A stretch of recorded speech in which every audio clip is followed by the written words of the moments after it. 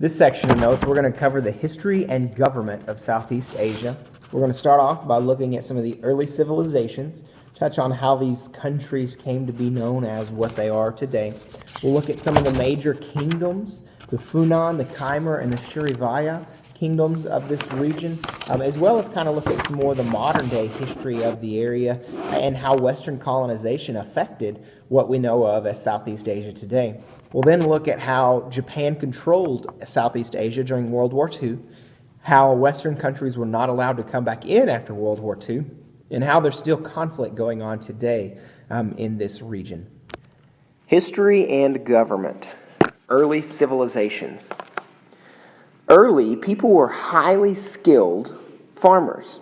Rice was the staple crop that they were growing, and bronze was first cast in Thailand in 3000 BC, which was nearly 1,000 years before the Chinese. So it kind of shows some of their development of their early civilizations. Kingdoms and empires. First thing I want to identify for you is what maritime means. Maritime is seafaring. It's an empire that gains power by controlling shipping and trade. And in this region, you had a lot of maritime empires. The first of which I want to look at is Funan. Funan, as you can see here in the southern tip of the Indochina Peninsula, was around during the AD 1000s as traders from India set up trading posts along what is known today as the Gulf of Thailand here. By the AD 200s, they set up the Funan Empire. They adopted Hinduism, and they adopted the Indian model of centralized government, which had one powerful ruler. Then we have the Khmer Empire. During the 1100s and 1200s AD, this empire flourished along the Mekong River. You can see that river here, going right through this area. And it covered most of the Indochina Peninsula. That's what everything that's highlighted in this brownish color, that's going to be your Khmer region. Same thing here. And then it also controlled the northern part of the Malay Peninsula down here. This is best known, the Khmer Empire is best known for their magnificent architecture. Angkor Wat, that's what this is called.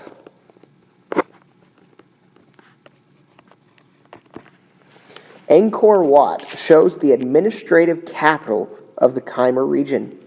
Angkor Wat was both a Hindu temple and a tomb for Suryavarman II, the Khmer ruler who built it. And it's still standing today, which shows the influence that this empire had, not only with their ability to build architecture, but with the respect that the cultures afterwards had for this type of empire. But this architecture here shows the administrative capital of the Khmer Empire. Then we move on to the Srivijaya Empire. The Srivijaya Empire controlled the seas bordering Southeast Asia. And you can see where this is pointing out here in this box in the top right corner. And then you could see the islands that they then controlled. You can see the Khmer region dipping down into the Malay Peninsula. And then the orange, we have the realm of the Srivijaya Empire here.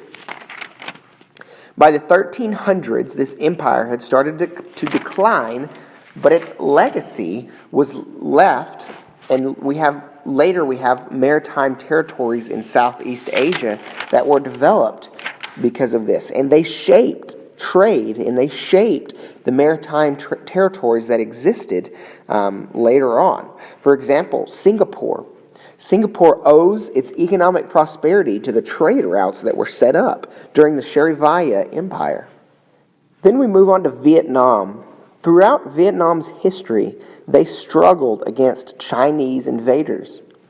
By 111 BC, the Chinese emperor Wu Di, I'm not trying to say Rudy, but actually Wu Di, conquered Vietnam.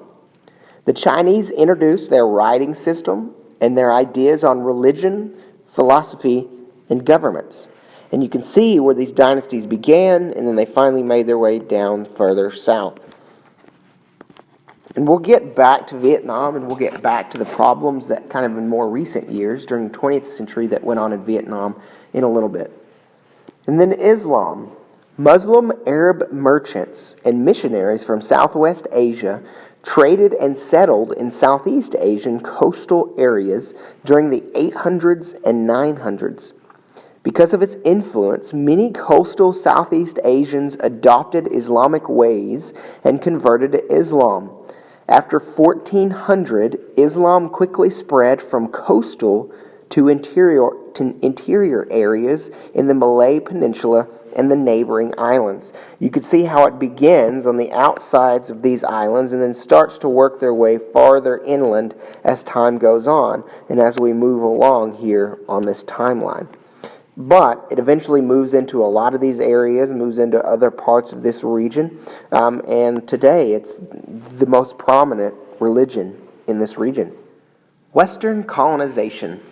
At first, Europeans set up spheres of influence like we saw in East Asia where they kind of had some zones, but then as time went on and as the spice trade intensified, the Europeans wanted control more and more.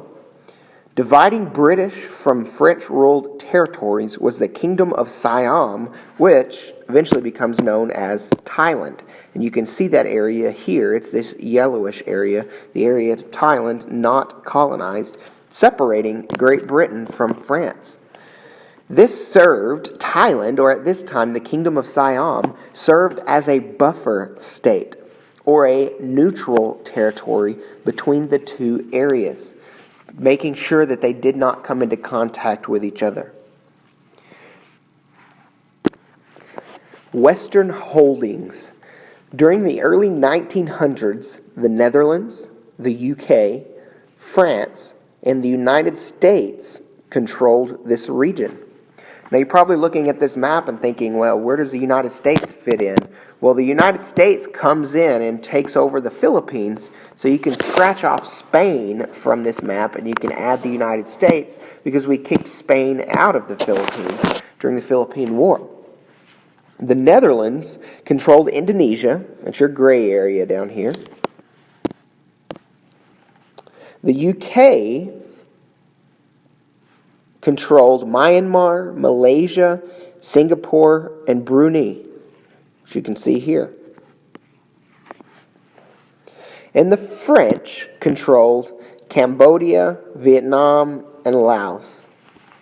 And again, the United States come in and take over the Philippines and kick Spain out of this region. Effects of Western rule. Westerners came in and built railroads, they paved roads, and they improved the harbors so that they could improve trade, which eventually, when the Western powers left, this helped the people because it helped speed up the movement of people and goods throughout this region, and they were benefited by it. Colonial landowners did not trust the natives. They did not treat the natives very well. And many of those that moved to this region stayed permanently, which added to the diversity of the people groups which can be found in this region. The struggle for freedom. During World War II, Japan forced the West out of this region. By 1965, after World War II, most of this region had gained their independence. These European countries tried to come back after World War II, after Japan was defeated, but they weren't able to do so. These countries were reaching independence, and they would not allow these places to come in. But you look at some of these names, and you see a lot of World War II battles. Guam, Iwo Jima, the Marshall Islands, Okinawa. Of course, you've got Japan. But this whole region butts right up next to Japan anyways. And they came over looking for raw materials because the United States was taking that away. And they didn't have the raw materials in the mainland of Japan. Regional conflicts. After independence, civil wars broke out all across this region.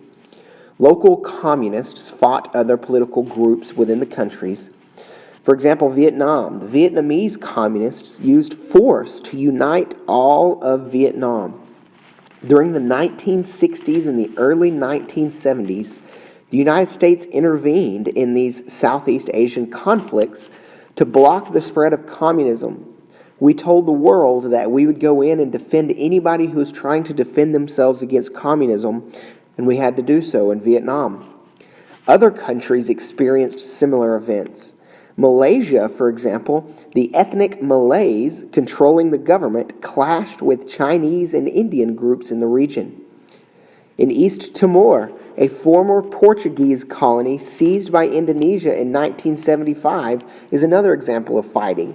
There were over 20 years where about 200,000 of the largely Roman Catholic East Timorese who died in combat against the Muslim Indonesians. These lists here, excuse my use of Wikipedia, but this gives you a good list of all the fighting going on in the region in just the 20th century alone. And this list of the 21st century is only half of the 21st century. So there is a lot going on in this region, a lot of fighting going on in this region, and it's really not slowing down. The United States going in and supporting the free market aspect of Vietnam did not stop conflict in this region. It is still going on today. The economic spectrum of this region, just like always, far left, communist, 100% government control. Far right, free enterprise, 0% government control. Right in the middle, even though my middle is kind of off, not very good at drawing lines, as you can imagine. But right in the middle, you have socialism. And with socialism, big business is controlled by the government. People still have some private ownership. In this region, we do have a lot of change going on, which we'll get to in just a little bit. But on the farthest left spot that we have, we're going to have Myanmar. Myanmar is going to be closest to communism out of anybody in this region. The next spot we have is going to be shared between Vietnam and Laos. They're close, very close to communism, in between communism and socialism. They're moving to the right, and just like you'll see in a little bit, most of these countries are actually moving to the right. Right in the middle, with socialism, you would have Brunei, Cambodia, and Malaysia. And Thailand. Don't forget about Thailand. You're going to have Brunei, Cambodia, Malaysia, and Thailand. Right in the middle. Next to that, you're going to have Indonesia, that Muslim island chain. Then, a little bit further to the right of that, again, thanks to the United States, we're going to have the Philippines. And then the far, far right, hopefully you can identify this by this point, but on the far, far right, we're going to have Singapore.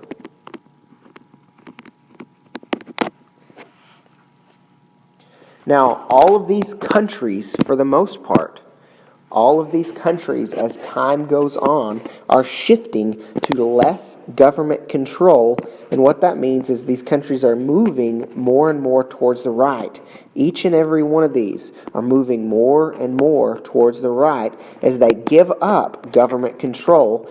They take that government control away, and they're giving more power to the people.